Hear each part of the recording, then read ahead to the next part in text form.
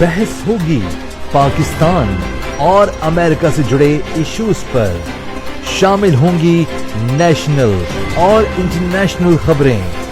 बात होगी दुनिया के बदलते हालात और बदलती सियासत पर। बनेंगी सेलिब्रिटीज इस प्रोग्राम का हिस्सा और दिए जाएंगे जवाबात अहम सवालों के। Programme Pakistan to America with Shaila Khan, capital TV Washington. अस्सलाम वालेकुम नाज़रीन, पाकिस्तान टू अमेरिका के साथ मैं हूं शैला खान और आप देख रहे हैं कैपिटल टीवी वॉशिंगटन। रियासत न्यूयॉर्क के आइन के आर्टिकल 1 की 11वीं शिप में तरमीम तजवीज़ की है कि सेक्शन 11 में तरमीम करके इसमें नस्ल, कौमियत, उम्र, माजूरी, जिन्स, जिनसी रुझानात, सिनफी शनाख्त और सिनफी इजहार अमल के नताइज और साथ साथ रिप्रोडक्टिव हेल्थ वगैरह को शामिल कर लिया गया है। अब मुस्लिम कम्युनिटी ने इस पर तहफ़्फ़ुज़ात का इजहार किया है और मुजव्वज़ा आइनी तरमीम की मंजूरी से न सिर्फ इस्लामी तहजीब, रिवायात और अक़दार को शदीद नुकसान पहुँचेगा, ये मुस्लिम जो लोग हैं उनका कहना है, बल्कि ख़ानदानी निज़ाम में भी बिगाड़ पैदा होगा। मुस्लिम कम्युनिटी का कहना है कि ये मुजव्वज़ा आइनी तरमीम वालिदैन को बच्चों के मामले में हासिल तमाम तर इख्तियारात का खात्मा कर देगी और हुकूमत ने इस मुजव्वज़ा आइनी तरमीम की मंजूरी के लिए जो दिन रखा है वो है 5 नवंबर, यानी उस दिन इनके अमेरिका में सदारती इलेक्शन होगा और इलेक्शन के रोज का जो इंतखाब किया गया वो बैलेट पेपर पर डेमोक्रेटिक और रिपब्लिक पार्टी में से किसी एक को वहां की पब्लिक को चुनना होगा। और ये मुजव्वज़ा आइनी तरमीम के लिए भी एक ऑप्शन रखा गया है, यानी जिस दिन आप कह सकते हैं कि जिस दिन इलेक्शन है उस दिन आप डेमोक्रेटिक रिपब्लिक पार्टी को भी आप दे सकते हैं वोट और साथ में आइनी तरमीम का भी एक ऑप्शन होगा जहां पर आप ये ऑप्शन रखा गया जहां पर अपना वोट कास्ट कर सकते हैं। बात करेंगे, इसमें कुछ नुकात है जिन पे हम बहस करेंगे और वॉशिंगटन से हमें ज्वाइन किया है आसिम सिद्दीकी साहब ने, एंकर एनालिस्ट हैं। अस्सलाम वालेकुम सर। वालेकुम अस्सलाम। सर, ये जो मुजव्वज़ा आइनी तरमीम है इससे कम उम्री में बच्चे वालिदैन की इजाजत के बगैर तिब्बी तरीक़ेकार के जरिए अपनी मर्जी के मुताबिक जिन्स जो है वो तब्दील करा सकेंगे और इससे भी ज्यादा ये कि स्कूलों पर भी पाबंदी होगी कि अगर कोई बच्चा अपनी जिन्स तब्दील कराने का ख्वाहिशमंद है तो इस बात को बच्चे के वालिदैन से खुफिया रखा जाए। बिल्कुल, अब तो अमेरिका के अंदर जब से ये राइट्स शुरू हुए हैं उससे एक आम मर्द और बल्कि आम लड़का और लड़की जो है दोनों मुतासिर होने लगे हैं। हमने देखा कि बाथरूम के हवाले से स्कूल कॉलेजेस में जो हैं उसमें भी प्रॉब्लम्स क्रिएट शुरू हो गई हैं। लेकिन ये वाला इंतखाबात जो है ना अमेरिका के बहुत ही इम्पोर्टेंट है। उसकी वजह यह है कि दुनिया में जो कुछ हो रहा है, जितनी वॉर्स चल रही हैं, वो उनको ख़त्म कराने के लिए नए प्रेसिडेंट साहब को कोशिश करनी पड़ेगी। और उसके अलावा अमेरिका के अंदर खुद बहुत सारी चीज़ें ऐसी हैं जो आपने इस तरह के से लॉज बताए, ये पूरे अमेरिका के अंदर कहीं ना कहीं किसी न किसी तरीके से लागू हैं और सख्त होने जा रहे हैं। अब इस पे मुस्लिम कम्युनिटी क्या करे? लाखों नहीं, मेरा ख्याल है कि अच्छे खासे ऐसे मुसलमान स्टेट हैं जहां पर फ़र्क पड़ता है कि अगर मुसलमान सिर्फ वोट दे दें तो उन्हीं का कैंडिडेट जीतेगा, चाहे वो रिपब्लिकन हो या वो डेमोक्रेट हो। अब मेरा ख्याल है कि रिपब्लिकन जो हैं वो मुस्लिम के हवाले से या रिलीजियस लोगों के लिए, कैथलिक लोगों के लिए या वो जो हिंदू रिलीजियस हैं, बुद्धिस्ट रिलीजियस हैं, उनके लिए बहुत इम्पोर्टेंट होता जा रहा है क्योंकि ये थोड़ा सा कंजर्वेटिव टाइप के लोग हैं और ये चाहते हैं कि रिलीजन जो है कहीं ना कहीं रहा जाए, बिल्कुल आज़ादी ना दे दी जाए अपने बच्चों को या माशरे को। अबॉर्शन के मामले में भी बहुत सख्त रवैया है इन लोगों का और बहुत सारी चीज़ें हैं। तो अब मैं समझता हूँ कुछ दिन बाकी हैं, कुछ हफ्ते बाकी हैं। मुस्लिम स्कॉलर्स को जो है इन लॉज को पढ़ना चाहिए और अपनी मुस्लिम जो भी लोग हैं उनको एजुकेट करना चाहिए कि ये किस तरह का लॉ है और इसमें आपने क्या यस और नो करना है, क्योंकि यहाँ पर इलेक्शन जो है वो सदारती इलेक्शन तो होते ही हैं लेकिन उसके अंदर कांग्रेस और सेनेट के भी इलेक्शन साथ ही साथ होते हैं। तो और बहुत सारी चीज़ें पूछी भी जाती हैं, यस और नो उसमें आपको करना पड़ता है। तो आने वाले दिनों में मेरा ख्याल है एक टफ डिसीजन होगा। हमारे यहाँ प्रॉब्लम यह है कि मुसलमान जो हैं वोट देने नहीं निकलते, पाकिस्तानी स्पेशली जो हैं वोट देने नहीं निकलते, स्पेशली इंडियंस भी यही हाल है उनका, या जो भी इमिग्रेंट्स हैं वो वोट देने कम निकलते हैं। तो मेरा ख्याल है कि अगर उनको अपने फ्यूचर की बका के लिए कुछ करना होगा तो उनको वोट देने निकलना चाहिए। और मेरी भी आप लोगों से सबसे गुजारिश है, जो भी ये प्रोग्राम देख रहा है अमेरिका के अंदर, प्लीज वोट के लिए रजिस्ट्रेशन कराएं या वोट देने जरूर निकलें, क्योंकि आपके राइट्स, अगर आप वोट देंगे, डजंट मैटर आप किसी को भी दें, लेकिन वोट जरूर दें। जी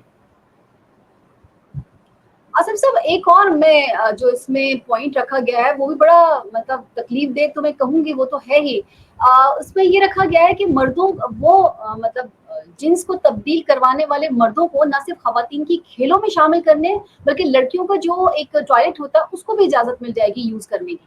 तो वो भी बड़ा डेंजरस है, वो भी बड़ा खतरनाक है। ये तो पूरे सिस्टम को ही आपको ब्रेक कर देगा, क्योंकि उसकी वजह ये है कि क्योंकि मतलब मैं क्योंकि देखता हूँ एजुकेशन सिस्टम में, अगर इस तरह का कोई ऐसी चीज होती है तो आई डोंट नो कि किस तरीके से हैंडल करेंगे। आइंदा आने वाले दिनों में बहुत मुश्किलात का सामना करना पड़ेगा इनको। मतलब एक मुस्लिम कम्युनिटी से अगर ताल्लुक रखते हैं तो यहाँ पे सरवाइव करना मुश्किल हो जाएगा। नहीं, फिर अगर कुछ ऐसी तरह ज्यादा ही हो गया कि लोग फिर होम स्कूलिंग कराएंगे, जो कि अमेरिका के अंदर लीगल है। अच्छा, ठीक है। आसिफ साहब, जहां अमेरिका की आप बात करें, मैं एक सवाल और करूंगी कि अभी आपने देखा मिल्टन, अमेरिका में जो इस सदी का सबसे खतरनाक समुद्री तूफान है मिल्टन, साहिली रियासत फ्लोरिडा से टकरा गया है। हमने देखी उसकी वीडियो, बड़ी खौफनाक है। समुद्री तूफान की जो जेर असर 195 किलोमीटर फी घंटे की रफ्तार से ही तूफानी हवाओं के बायस फ्लोरिडा में 2000 परवाजें मनसूख हुई है, एक बड़ी तादाद है। और तारीख की अगर बात करूं तो हिस्ट्री के मुताबिक बदतरीन तूफान के सबब तकरीबन 20 लाख अफराद बिजली से महरूम भी हुए, जो कि मेरे लिहाज से अमेरिका में एक बड़ी एक मिसहैप समझ लें या उसको समझ लें, क्योंकि वहाँ पर ऐसा बहुत कम होता है। जबकि रियासत जुनूबी हिस्सों के जो शदीद अभी भी उसमें एक खतरा मौजूद है। तूफान के बायस फ्लोरिडा के साहिली इलाकों में 72 लाख अफराद को साहिल का इलाका जो था वो खाली करना पड़ा, उनको वार्निंग दी गई थी। और हालिया तूफान से तकरीबन 175 अरब डॉलर की इब्तदाई तखमीना लगाया गया।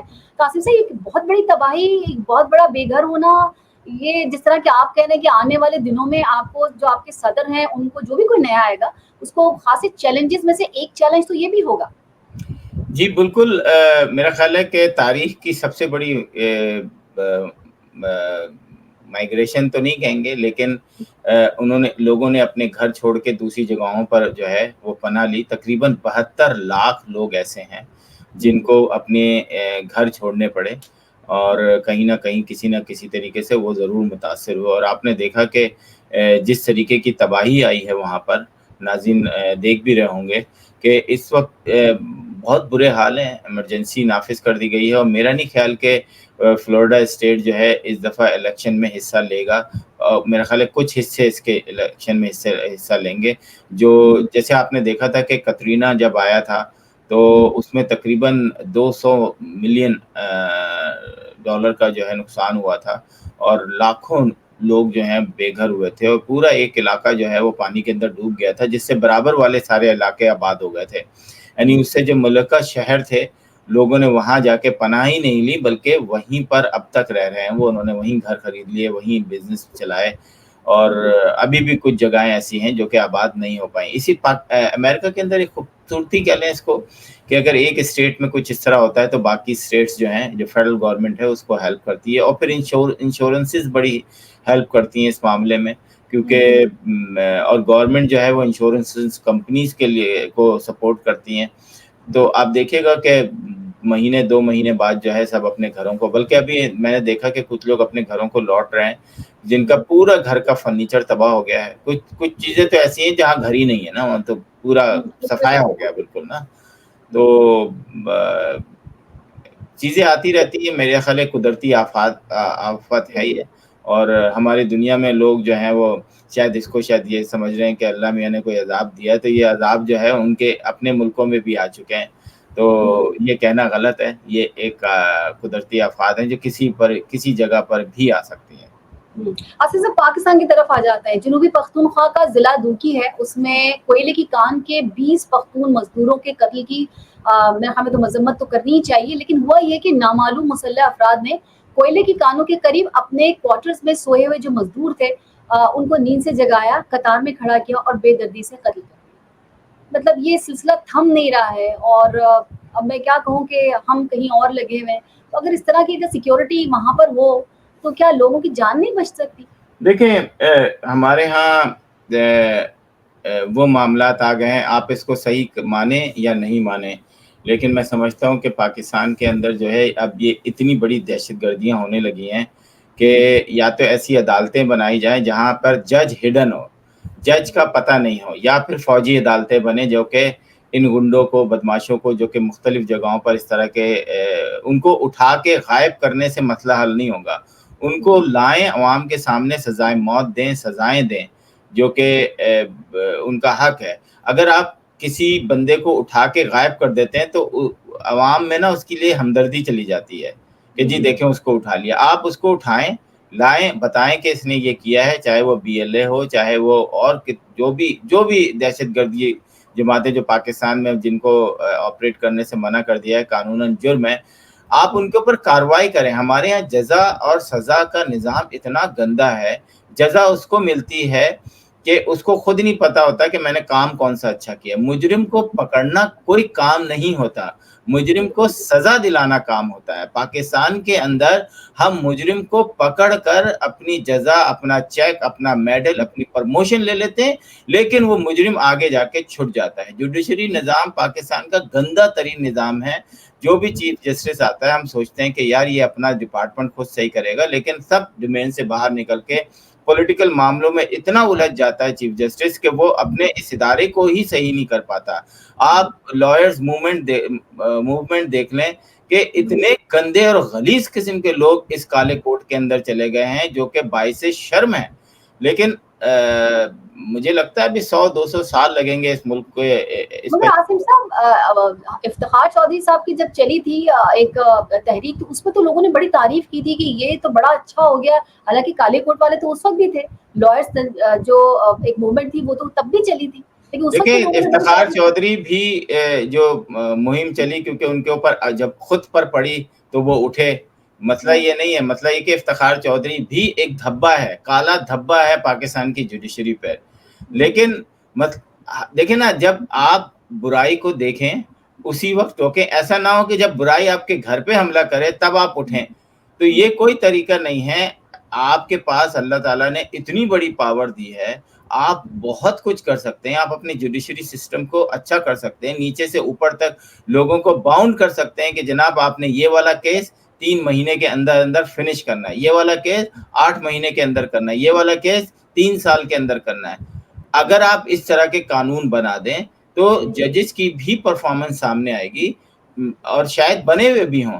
لیکن اس گندے قانون کو میرا خیال ہے پاکستان کو گورنمنٹ کو بھی کچھ نئے رولز ریگولیشن لاز لے کر آنے چاہیے. آپ کو لگتا ہے کہ رولز بننے سے, آپ نے 18ویں ترمیم دیکھی اور اس کے بعد صوبے کے لیے جب بھی کوئی بات کرتا ہے تو کھڑے ہو جاتے ہیں سب, خاص طور سے سندھ تو ہم نے بڑا دیکھا کہ جی کھڑے ہو جاتے ہیں کہ نہیں جی 18ویں ترمیم ہے, اس کے بعد صوبہ ہمارا ہے, ہم جو کریں. اب ایک چھوٹی سی میں آپ کو چیز بتا, چھوٹی تو نہیں بہت بڑی سوچنے پر ہے. ٹریول ایڈوائزری ریلیز ہوئی ہے پاکستان کی سفر کے خطرات کے متعلق. وارننگ واشنگٹن لندن سے نہیں ہوئی ہے بلکہ ہمارے اگلے دروازے کے جو پڑوسی ہیں, اسٹریٹجک پارٹنر جو بیجنگ ہے, وہاں سے آیا ہے, سیکیورٹی لیب سے. اس واقعے کی خبر جو تھی نا وہ بھی چین سے دی گئی تھی, لیکن یہ ہم نے خبر کیوں نہیں دی, اس کا فائدہ کیا ہوا؟ چائنیز ایمبیسی سے ٹویٹ دنیا بھر میں دیکھا گیا اور نہیں دیا گیا تو پاکستان کے ٹی وی نے نہیں دیا, پاکستان کے کسی بندے نے نہیں دیا. یہ کیا چیز ہے؟ کیا چیز کی بات کر رہی ہیں سر؟ اس کی اطلاع کہ کہاں دھماکہ ہوا, کس طرح سے ہوا, اور اس کی بھی ایڈوائزری بھی آئی ہے. بس پاکستان کے اندر ایک ہماری دیکھیں ایک اسے کیا کہیں کہ فریڈم آف ایکسپریشن ہے تو, لیکن وہ گندی سائٹ پر ہے. وہاں پر ہر شخص گندی ویڈیو بنانا بہت آسان ہے, لیکن سچ دکھانا بڑا مشکل ہو جاتا ہے. اس سے کیا ہوتا ہے کہ جناب ایک پینک پھیل جاتا ہے. اور ہمارے ہاں اگر اس کی اجازت بھی دے دی جائے تو شیلا آپ وہاں رہتی ہیں, آپ کو پتہ ہے کہ ہم انڈیا سے بھی آگے نکل جاتے ہیں. ہم اپنی مرضی کی خبریں دیتے ہیں, نہ ہی کہ گورنمنٹ کی خبر کو صرف وہی نشر کریں جو گورنمنٹ بتاتی ہے اپنے پریس ریلیز میں. امریکہ کے اندر اگر کوئی قتل ہو جائے, کوئی اس کی طرح کی آفات آ جائیں, کوئی اسکول شوٹنگ ہو, تقریباً 36 اسکول شوٹنگ ہو گئی ہیں, کسی نے اپنی ٹیبل نیوز نہیں بنائی. جو بھی وہاں پر گورنر نے یا شیرف نے یا پولیس ڈپارٹمنٹ نے خبر بتائی پریس کانفرنس کر کے, وہی خبر آگے گئی. پاکستان کا المیہ یہ ہے کہ یہاں پر ہر کوئی اپنے انداز سے خبر نشر کرتا ہے, اس میں کچھ چٹخارے وہ بھی ڈال دیتا ہے. تو اس وجہ سے میرا خیال ہے کہ پاکستان کی گورنمنٹ کو تھوڑا سا وہ تھا. میرا خیال ہے آپ کو سچ دکھانا چاہیے. سب سے پہلے یہ یوٹیوبرز کو جو ہے نا کنٹرول کرنا چاہیے. Youtubers totally out of control ہو گئے. میں یہ بھی کہہ رہی ہوں کہ اگر صوبے کی سیکیورٹی پہ مامور کچھ لوگ ہوتے, یعنی ایک خودکش آیا, وہ اترا, اسے پتا تھا چائنیز کب آئیں گے, کس گاڑی میں ہے, کس طرح سے ہے, وہ اپنے اسلحہ اپنے بارود لے کے پورے کراچی میں گھومتا رہا, بائک پہ پھرتا رہا, مطلب کسی نے چیک نہیں کیا, کسی نے گوارا نہیں کیا. دنیا میں انٹیلیجنس رپورٹ بھی تو کوئی چیز ہوتی ہے نا. سوسائڈ یہ آپ کو لگتا ہے, لیکن اگر آپ اس پہ تھوڑی ریسرچ کریں, سوسائڈ جو اٹیکس ہوتے ہیں نا وہ سب سے خطرناک اٹیک ہوتے ہیں. اس میں آپ کو کوئی نہیں پتا چلتا. اب یہ جو لڑکا تھا یہ کالج میں پڑھتا تھا, پڑھا لکھا تھا, اسمارٹ تھا, خوبصورت تھا, کوئی سوچ بھی نہیں سکتا ہوگا کہ یہ اتنا اسمارٹ لڑکا جو ہے کیا کرنے جا رہا ہوگا. اور یہ دنیا میں ریسرچ ہے کہ یہ ایک ایسا ویپن ہے جس کو آپ کے پاس اطلاع بھی ہو نا تب بھی آپ اس کو کنٹرول نہیں کر سکتے, کیونکہ کہیں نہ کہیں کسی نہ کسی طریقے سے وہ اپنا کام کر جاتا ہے. چاہے ٹھیک ہے ٹارگٹ کو بھی نہ کرے, لیکن میرا خیال ہے کہ سندھ گورنمنٹ کی اس میں وہ شامل ہے کہ آپ کو پتا تھا جب کہ چائنیز جو ہیں وہ اس وقت پوری دنیا کے لوگ جو ہیں وہ تھریٹ بن سکتا ہے, اور اس کو پہلے بھی ہمارے یہاں چائنیز پر حملہ ہو چکا ہے, تو آپ کو یہ پروٹیکٹ کرنا چاہیے تھا. اس کو اسپیشل اسکارٹ میں جو ہے وہ گھر پہنچانا چاہیے تھا. لیکن کون پوچھے گا ان سے؟ وہ کہتے ہیں ہمیں تو فیڈرل گورنمنٹ نے وہی جاری نہیں کیا کہ جناب کہ جی آپ کو خطرہ ہے, تو ہم کیا کریں, وہ تو نارمل سیکیورٹی تھی. آپ اگر ان سے کہیں کہ سندھ میں تو آ کے بیٹھے ہیں, وہ تو بس اب فضل الرحمان کے گھر کے چکر ہی لگ رہے ہیں وہاں, تو اور کوئی کسی ان کو بلاول کو کوئی کام نہیں, زرداری صاحب کو بھی کوئی کام نہیں. دیکھیں پاکستان کے ساتھ بدنصیبی یہ ہے کہ جو ایم پی ایم این ایز ہیں, چلیں ایم این اے تو سمجھ میں آتا ہے کہ چلو وہ اسلام آباد میں بیٹھے ہوتے ہیں. ایم پی ایز جو ہیں پورے سندھ کے ایم پی اے سب کراچی میں بیٹھے ہوتے ہیں. ان سے پوچھو کراچی میں کیوں ہے بھائی, آپ سال میں کم سے کم 3 مہینے تو اپنے علاقے میں رہیں. نہیں, اسی طریقے سے پورے پاکستان کا حال ہے کہ ایم پی ایز جو ہے نا وہ پوش علاقے میں, الیٹ علاقوں میں جا کے رہ رہے ہوتے ہیں. تو بدنصیبی ہے. میں تو یہی پھر وہی کہوں گا آپ سے کہ 100 سال لگیں گے اس ملک کو سنورنے میں. سر جنرل عاصم منیر کا کہنا ہے کہ صوبہ سندھ کو انتظامی بنیادوں پر شمالی جنوبی سندھ اور اسی طرح سے پنجاب کے پی کے, بلوچستان کے کو علاقے جو ہیں یعنی صوبہ جو ہے اس کو بھی انتظامی بنیادوں پہ تقسیم کیا جا سکتا ہے. تو کیا یہ کام ہو سکتا ہے اور بڑی آسانی کے ساتھ ہو سکتا ہے؟ دیکھیں کرنا تو چاہیے آپ کو کم سے کم پاکستان کے اندر 16 سے 18 صوبے ہونے چاہیے, کیونکہ جب زیادہ صوبے ہوں گے تو کام زیادہ ہوگا. ابھی آپ مریم نواز کو دیکھیں, لاہور سب سے زیادہ لاہور میں کام کر رہی ہیں وہ, یا آگے پیچھے تھوڑا بہت اور علاقوں میں چلے آ رہی ہیں, لیکن پنجاب اتنا بڑا ہے کہ ایک آدمی کے بس میں نہیں آ سکتا. اسی طرح سندھ کے اندر ہے کہ ہم نے ووٹوں کے حوالے سے جو ہے وہ تو سندھ پہ ایک طرح سے قبضہ کیا ہوا ہے, لیکن اگر کراچی اتنا بڑا شہر ہے کہ اس کے اندر 4 شہر بن سکتے ہیں آپ کے, کروڑوں 3.5 کروڑ سے زیادہ کراچی کی آبادی ہے. آپ وہاں رہتی ہیں, آپ کو پتا ہے کہ کس طریقے کی گنجان آبادی وہاں پر ہو گئی ہے, اب آؤٹ آف کنٹرول ہو گئی ہے. سندھ کے اندر جو ہے اگر اور صوبے بن جاتے ہیں تو سندھ ترقی کرے گا. اسی وجہ سے بلوچستان اور کے پی کے اندر صوبے بننے چاہیے. تو لیکن مسئلہ یہ کہ بلی کے کیا تھا, بلی کے گلے میں گھنٹی کون باندھے گا؟ گلے میں, ہاں اسپیشلی سندھ کی جو بلی ہوگی اس کے گلے میں کون؟ ہاں وہاں تو ان کی 5000 کی تاریخ زندہ ہو جاتی ہے, وہ تو ان کو لگتا ہے کہ میں نے کہا وہاں تو فوراً ان کے جذبات بھڑک اٹھتے ہیں نا, ایسا لگتا ہے جیسے پتہ نہیں کیا ہو جائے گا. لیکن کچھ نہیں, آج نہیں تو کل یہ ہونا ہے, چاہے آپ کچھ بھی کر لیں. ٹھیک ہے. مسلم لیگ نون, پی ڈی ایم حکومت اور بہت سے صحافیوں نے بہت سے پروگرام بھی کیے, ان میں بات بھی کی کہ سابق چیف جسٹس ثاقب نثار جو ہے وہ پیسہ کھا گئے. لیکن ہوا یہ کہ ایڈیشنل آڈیٹر جنرل نے سپریم کورٹ کو بتایا ہے کہ ڈیمز فنڈ کی مکمل تحقیقات ہم نے کی اور فنڈ میں کوئی خرد برد نہیں ہوئی ہے. سوال کیا بنتا ہے آپ کا؟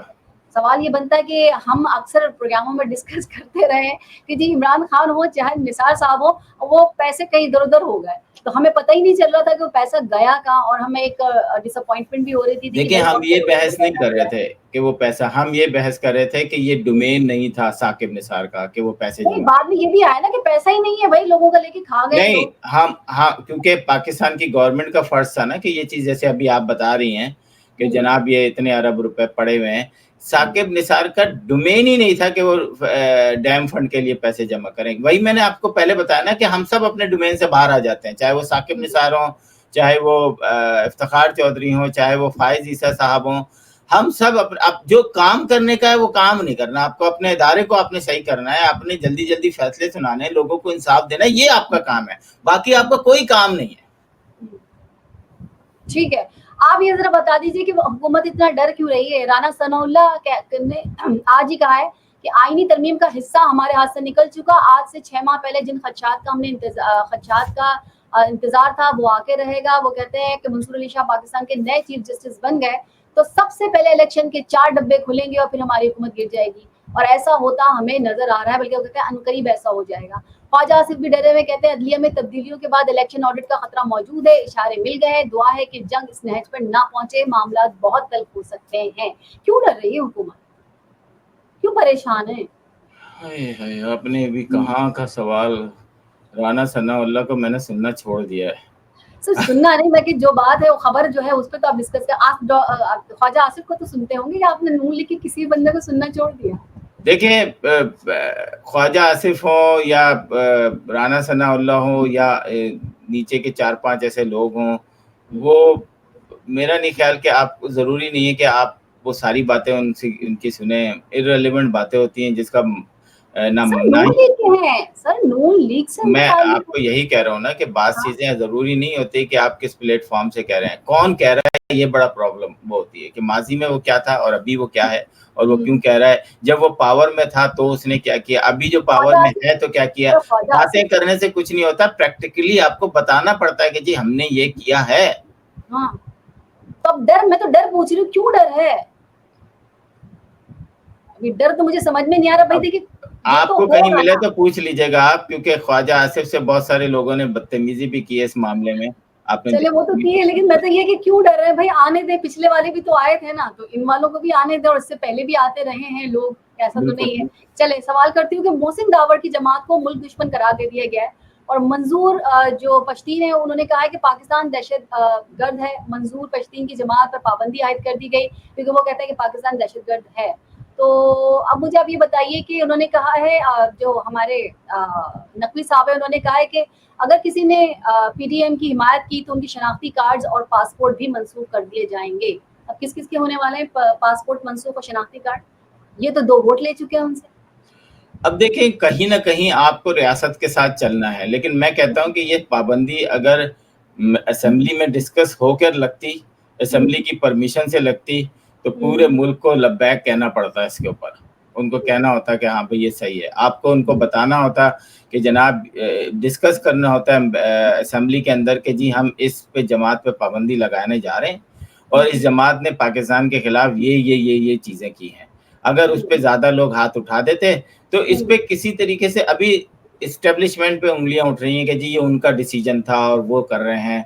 तो मैं तो बाहर रहता हूँ, आप वहाँ रहती हैं, तो आखिर क्या वजह है, आइंदा आने वाले दिनों में आपको नज़र आने लगेगा, क्योंकि पाकिस्तान के अंदर जो है वो जिस तरीके के आइंदा फ्यूचर में ये कुछ ऐसी चीज़ें होने जा रही थी जो कि वहाँ के लोगों ने, इवन KPK के अंदर जो FC है वो किसने भेजी है, जो इनका जलसा हो रहा था, जो जरगा हो रहा था, वो आपके वजीर आला KPK ने भेजा था, जिनका ताल्लुक PTI से है। तो मैं समझता हूँ कि PTI बहुत स्ट्रॉन्ग जमात है KPK के अंदर, जिनका वजीर आला है, उनको बैठ के बात करनी चाहिए थी, लेकिन उन्होंने कहा कि नहीं हम FC भेजेंगे, और FC गई वहां पर, और पुलिस गई, उन्होंने हमला किया, लोगों को वो किया, लोगों में जिस तरीके से। मसला पता है क्या है?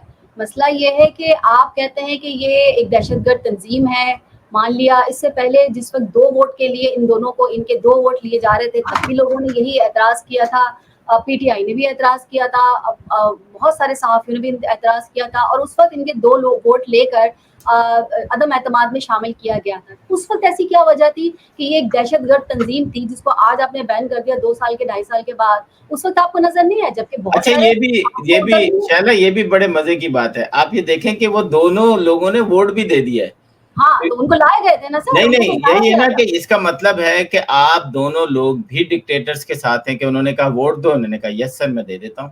تو اگر آپ واقعی بہت سچے تھے تو مر جاتے قوم کے. دیکھیں مرنا میں نے, آپ نے, سب نے, تو سچ بول کے مر جاؤ, دکھ سہ کے مر جاؤ, مرنا تو ہے.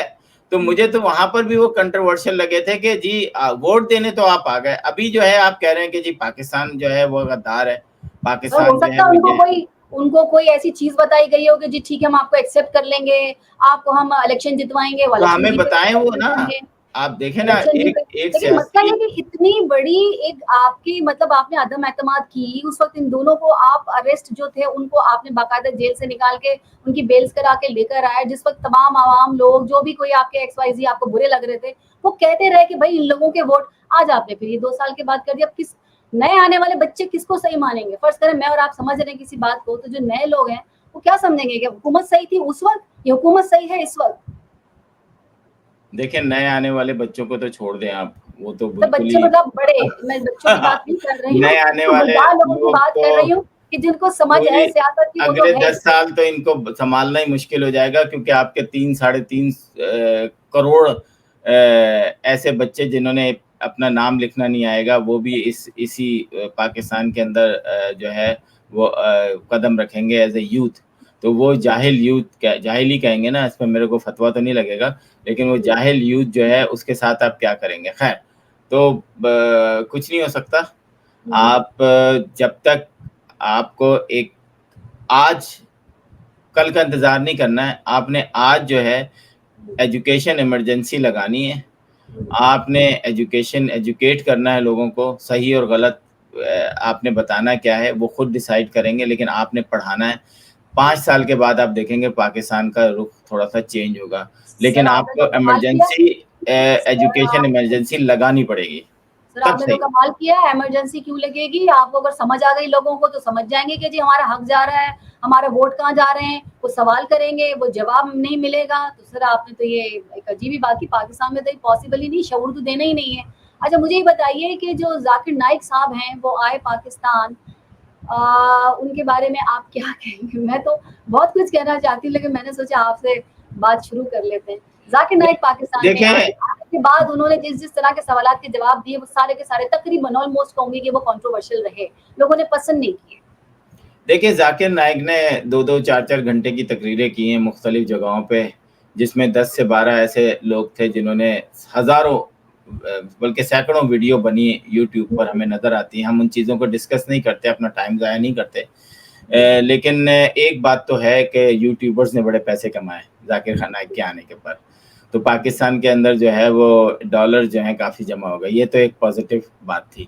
دوسرے یہ کہ ذاکر نائک کا اس وقت پر آنا بہت امپورٹنٹ تھا, اور یہ ایک کیسا سوالیہ نشان بھی ہے کہ آخر ابھی ہی کیوں. تو آپ نے دیکھا کہ پی ٹی آئی کا ایک جو زور تھا وہ تھوڑی دیر کے لیے ٹوٹا, کیونکہ صرف سوشل میڈیا پہ ذاکر نائک ڈسکس ہو رہے تھے, اسپیسز پہ ذاکر نائک ڈسکس ہو رہے تھے, تمام قسم کا فیس بک ہو, انسٹاگرام ہو, وہاں صرف ذاکر نائک تھے. تو ذاکر نائک جو ہے ایک ڈبیٹر ہیں, وہ نہ ہی اسکالر ہیں, نہ ہی مذہبی اسکالر ہیں, نہ ہی وہ اسلام پھیلانے کے لیے مطلب اسلام کے اندر جیسے ہمارے بہت سارے مفتی حضرات ہیں, طارق جمیل صاحب ہیں, ڈاکٹر اسرار ہیں, وہ مسلمان کو مسلمان کر رہے ہوتے ہیں. لیکن ذاکر نائک کا جو تجربہ رہا ہے وہ دوسرے مذاہب کو ڈیبیٹ کرنا ہے کہ اسلام سب سے بہتر ہے. تو وہ اپنے انداز سے جو انہوں نے صحیح کیا. یس کنٹروورشل تو یہاں پہ تو کوئی بھی کنٹروورشل بن سکتا ہے. کئی جگہ پر آپ نے ذاکر نائک کو دیکھا, بعد میں انہوں نے معافی مانگی, میرا خیال ہے یہ بھی ان کا بڑا پن ہے. تو میں سمجھتا ہوں کہ ہمیں ان اسکالرس کو گالی دینا یا برا بھلا کہنا, ہم اپنے آپ کو صحیح کریں. ہم ٹھیک ہے, اگر آپ کو مجھے مولانا طارق جمیل کی 72 حوروں سے بڑی پریشانی ہے, لیکن میں ان کو گالی تو نہیں دے سکتا, میں ان کو برا تو نہیں کہہ سکتا. جب وہ یہ کہتے ہیں کہ 70 لباس پہنی ہوں گی اور اس کے اندر سے پھر بھی ان کا جسم جھلک رہا ہوگا, تو مجھے اس بات سے لے کے ان سے کوئی نفرت نہیں ہوئی. میں ابھی بھی ان کو سنتا ہوں انٹرٹینمنٹ کے حوالے سے, مذہبی انٹرٹینمنٹ کہہ لیں, یا ڈاکٹر اسرار جو کہ 20 سال پہلے کہہ گئے وہ آج بالکل سچ ثابت ہو رہا ہے.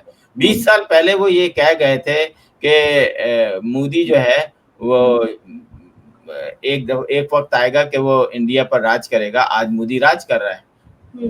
تو کہنے کا مقصد یہ کہ ہمیں اتنا سیریس نہیں ہونا چاہیے. ہم نے دیکھا کہ خواتین سیریس نہ ہو جب یہ کہہ دیا جائے کہ ایک غیر شادی شدہ عورت کے لیے صرف 2 ہی آپشن ہیں, یا تو وہ شادی شدہ مرد سے شادی کر لے جو کہ شادی شدہ ہو, اس کے آلریڈی بچے ہوں, یا پھر وہ یہ ہے کہ کسی ریڈ لائٹ میں جا کے بیٹھ جائے. سر تیسرا آپشن بھی موجود ہے. لوگ بہت ساری لڑکیاں جو ہے وہ امپاورمنٹ آپ دیکھیں کام کرتی ہیں. میں نے دیکھیں ڈاکٹر ذاکر نائک کا تو یہ بالکل ہی غلط وہ تھا, کیونکہ اب دنیا میں جو ہے وہ اس طرح پرسنٹیج نہیں ہے کہ جناب 30% عورتیں اور 70% مرد ہیں اور 4 شادیاں کرنا بہت جائز ہو گئی ہیں. اب عورتیں اور مرد برابر ہیں. شادی کرنا یا نہ کرنا لڑکی اور لڑکوں کا رائٹ ہونا چاہیے. یس, ایز اے مسلمان آپ کو شادی کرنا چاہیے, لیکن یہ 4 شادیاں جو ہے نا, میں اس کو بالکل ایکسیپٹ نہیں کرتا. اور یہ حقیقت ہے کہ آپ 4 شادیاں کریں تو چاروں کو کیا آپ برابر کے حقوق دے سکتے؟ نہیں دے سکتے. سوال ہی پیدا نہیں ہوتا. آپ الٹے لٹک جائیں تب بھی نہیں دے سکتے. آپ ایک عورت ہو کے یہ بات مان سکتی ہیں کہ 4 شادیاں کر کے برابر تو آپ کے لیے بنتا ہی نہیں ہے. تو مسلمانوں کو یہ 4 شادیوں کا جو ایک چورن ہے نا, بیچنا بند کرنا چاہیے. 4 شادیوں کے مختلف ریزنز بتائے گئے ہیں, وہ آپ فالو نہیں کرتے ہیں, صرف 4 شادیوں پہ اگر فوکس ہے تو بس ٹھیک ہے. اچھا صاحب, لاسٹ آپ کا فیورٹ سوال ہے. فیورٹ سوال یوں کہہ رہی ہوں کہ پی ٹی آئی کا سوال ہے. P T I Imran Khan جو ہے ان کو کوئی 10-12 دن کے لیے آئسولیٹ کر دیا گیا ہے, کسی کوئی مل نہیں سکتا, یہاں تک کہ جو ان کے وکلا ہیں وہ بھی نہیں مل سکتے, ان کی بہنیں بھی نہیں مل سکتی. تو یہ کہ وہاں پر یہ ہو رہا ہے کہ جی ان کی صحت کے حوالے سے بھی کچھ رومر سامنے آئیں کہ بھئی ان کو تکلیف ہے یا ان کو کوئی کچھ ایسے کھانے میں چیز دے دی گئی ہے ایکسیٹرا ایکسیٹرا. مطلب ظاہر ہے جب آپ ملنے نہیں دیں گے تو ان کی صحت کے علاوہ سے پریشانی ہے. 25 اکتوبر کو رکھا گیا ہے کہ اگر آپ ان سے ملنے دیتے ہیں تو ٹھیک ہے, نہیں تو پھر ہم ایک احتجاجی مظاہرہ کریں گے. تو کیسے دیکھتے ہیں؟ دیکھیں, یہ جو اسپیس پہ بیٹھی ہوئی عورتیں اور مرد ہیں نا, جو کہ رونا دھونا اپنا مچاتے ہیں, ہائے اللہ میرے عمران مر گیا, اوف اللہ, یہ سب سے پہلے ان سائیکو کو بند کرنا چاہیے. یہ جو سائیکو پیدا ہو گئے ہیں ہماری دنیا میں, سنے تو وہ جو بیچارے نیچے بیٹھ کے ایک انوسینٹ جو کہ کبھی کرکٹ کی وجہ سے عمران خان کو پسند تھا, وہ عورتیں جو ہیں اب بڑی ہو گئی ہیں, اپنے بچوں کو عمران خان کی محبت میں انہوں نے لگا دیا ہے. اسی طرح مرد ہیں. تو میرا خیال ہے سب سے پہلے تو ان کو, بلکہ آپ یہ ایک چھوٹا سا کلپ دیکھیں پھر اس کے بعد بات کرتے ہیں. خیر, عمران خان, میں پاکستان کی بات کر رہی ہوں. پاکستان میں آپ کو وہی بتا رہا ہوں آپ کو کہ آپ کو social media per P T I different نظر آئے گی, پریکٹیکلی آپ کو ڈفرینٹ نظر ہے. آپ عمران خان تو ویسے بھی, ہم تو یہ سوچتے تھے دنیا کا کون سا قیدی ہے جس میں ایک دن جو ہے ہفتے میں وہ وکلا ملتے ہیں, ایک دن فیملی ملتی ہے, ایک دن پریس کانفرنس ہوتی ہے. یہ کون سا ڈان ہے بھائی جس سے, لیکن لوگ کہتے ہیں نہیں آپ کو نہیں پتا, یہ عالمی پریشر ہے جس کی وجہ سے یہ کرنا پڑ رہا ہے. میں نے کہا اچھا بھائی. پھر میں نے سنا کہ جناب 18 اکتوبر تک ان پہ پابندی لگ گئی ہے کہ یہ کسی سے بھی نہیں مل سکتے اور کوئی ان سے نہیں مل سکتا. تو میرا خیال ہے کہ 18 اکتوبر کیا, آپ کو جب تک ان کی سزا ہے, وہ جو ایک جیل مینول ہوتا ہے اس حساب سے جو ہے ان کے ملنے کا وہ ہونا چاہیے. یہ نہیں ہے کہ آپ اندر سے بیٹھ کے اس ملک کو, یہ اس وقت بہت امپورٹنٹ میٹنگ ہوئی, آپ نے کوئی نہیں بتا رہا کہ سعودی عرب نے آ کے پاکستان کے اندر جو ہے وہ $200 ملین کا جو ہے وہ 200 ملین ہے یا 2 سر ایم او یو سائن ہوا ہے, ابھی تو پیسہ تو کہیں نہیں لکھا. ایم او یو, لیکن آپ یہ دیکھیں نا کہ سارے لوگوں نے کس طریقے سے ایکسیپٹ کیا پاکستان کو. آپ یہ کامیابیاں بھی تو دیکھیں کہ 7 ملکوں کے ایگزیکٹو آپ کے اس ملک میں موجود ہیں. یہ ساری ترقی کی ہی نشانیاں ہیں. یہ کوئی ایسا نہیں ہے کہ پاکستان جو ہے, پاکستان کا گراف نیچے نہیں جا رہا, سلو ہے لیکن اوپر کی طرف ہی ہے. آپ ہی بیٹھ کے کہہ سکتے ہیں, میں تو یوں نہیں کہہ سکتی, بلکہ مجھے تو لگتا ہے کہ عمران خان کو ایک کام کرنا چاہیے تھا. نواز شریف صاحب کی طرح, زرداری صاحب کی طرح بیمار ہو گئے, یا تو باہر چلے جانا چاہیے تھا, یا نہیں, یہ بھول ہے آپ کی کہ پاکستان کی گورنمنٹ عمران خان کو باہر جانے دے گی. یہ بھول ہے آپ کی. میں بھی یہی ہوں, آپ بھی یہی ہیں. یہ اپنے 10 سال جیل مکمل کاٹ کر آئیں گے. یہ 42ویں سال میں یہ جیل سے باہر آئیں گے, اور اس وقت آ کے پھر یہ ایک دفعہ پھر وزیر اعظم اگر 82 ایئرز میں بن سکتے ہیں تو بائیڈن کی طرح بن سکتے ہیں. 10 سال کی کس نے دی ہے ان کو؟ 10 سال کی جو سزا ہے کس نے؟ نہیں, 10 سال رہنا چاہیے نا, تھوڑا سا ان کو بھی تو پتہ چلے کہ سیاسی قیدی ہوتے کیسے ہیں. सर यहाँ किसी को पता नहीं चला, जरदारी साहब तो हमेशा से ही रहे। हाँ तो सही है ना, जरदारी साहब 11 साल काट कर आए जेल। सर वो अस्पताल में रहे, वहाँ जेलों में तो रहे भी नहीं, कुछ अरसा रहे, उसके बाद तो वो बीमार पड़ गए। फिर आपको पता है वो आते थे बख्तरबंद गाड़ी में, कभी आ रहे हैं, कभी स्ट्रेचर पे आ रहे हैं, तो कभी व्हील चेयर पे आ रहे हैं। दूसरे साहब तो चले ही गए थे बाहर, अब उसको उनका क्या किया जा सकता है। चलें आप 10 नहीं कर लें, आप 5 साल कर लें, लेकिन ये अभी इमरान खान बाहर नहीं आने वाले, ये लिख लें आप। ऐसे लोग कहते थे कि नवाज शरीफ बाहर से पाकिस्तान नहीं आने वाले, आए या नहीं आए बस इसी तरह से है। देखिए इमरान खान के बाहर आने का मतलब है कि मुल्क में एक दफा फिर इंतशार, तो ये इंतशार अभी नहीं होने वाला, ये सर, बोल इसका मतलब है राना सनाउल्लाह सही कह रहे थे कि अगर इमरान खान बाहर आ गया तो फिर हमें कोई एस्टेब्लिशमेंट भी हमें बचा नहीं सकती। उनका एक स्टेटमेंट ये भी था। नहीं देखिए इमरान खान के बाहर आने से क्या होगा, फर्ज करें कि दंगे फसाद होंगे, लाशें गिरेंगी, अगर आप यही चाह रही हैं तो फिर बाहर निकाल लें। अभी देखें ना कि जो अगर आप उनकी सीटें ले लेंगे तो क्या बड़ी होगा? कोशिश की कि लाशें गिरें, लेकिन नहीं मिली आपको लाशें। अभी बेचारे 400-500 लोग जो हैं वो मुकदमे का सामना कर रहे हैं, क्या करेगी पीटीआई उनके लिए भाई? वो बेचारे तो गए, उनका फ्यूचर तो तबाह हो गया। सीटें जब आप किसी की लेंगे, किसी का इलेक्शन छीनेंगे, तो वो तो फिर रोड पे आएगा तो ना। भाई अब मसला ये है ना कि 2018 में इन्होंने लिया था, 2024 में इन्होंने वापस ले लिया, तो ये तो नून लीग ने क्यों रोड पे नहीं आया भाई? वो क्यों बाहर चले गए? नवाज शरीफ साहब आप आ जाते। अब आप देखें ना कि उनकी पावर ज्यादा थी इमरान खान की, कि उनको बाइज्जत पाकिस्तान से बाहर भेज दिया गया, इमरान खान को नहीं भेज रहे, तो पावर जा ही नहीं रहे। आज आपके पास पावर है, कल उनके पास है, परसों किसी और के पास है।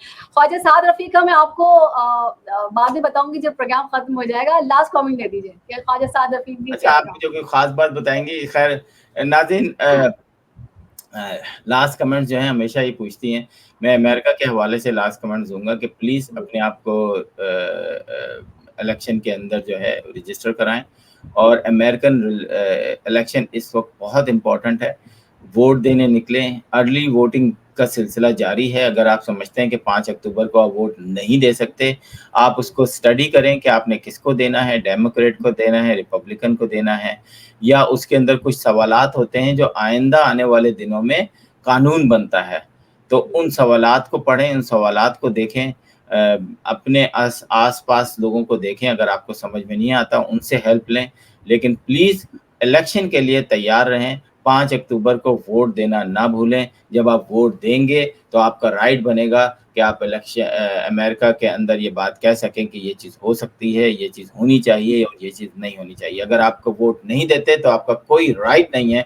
कि आप अमेरिकन गवर्नमेंट पे किसी भी किस्म की जो है वो तनकीद करें। बहुत शुक्रिया आसिम साहब। सोशल मीडिया प्लेटफॉर्म पर कैपिटल टीवी वॉशिंगटन के फेसबुक पेज को लाइक कीजिएगा, यूट्यूब चैनल को सब्सक्राइब कीजिए और कैपिटल टीवी वॉशिंगटन की एप्लीकेशन को जरूर इंस्टॉल कीजिए ताकि दुनिया में आप किसी भी जगह हमारे लाइव प्रोग्राम्स और शोज को देख सकें। जिंदगी ने वफा की तो इंशाल्लाह दोबारा इसी प्रोग्राम में मुलाकात होगी। तब तक के लिए आसिम सिद्दीकी साहब को और शाला खान को दीजिए इजाजत। फी अमान अल्लाह।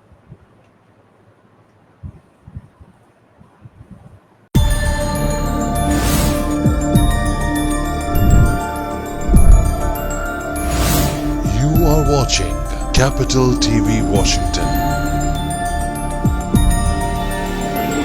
the best South Asian TV channel in North America.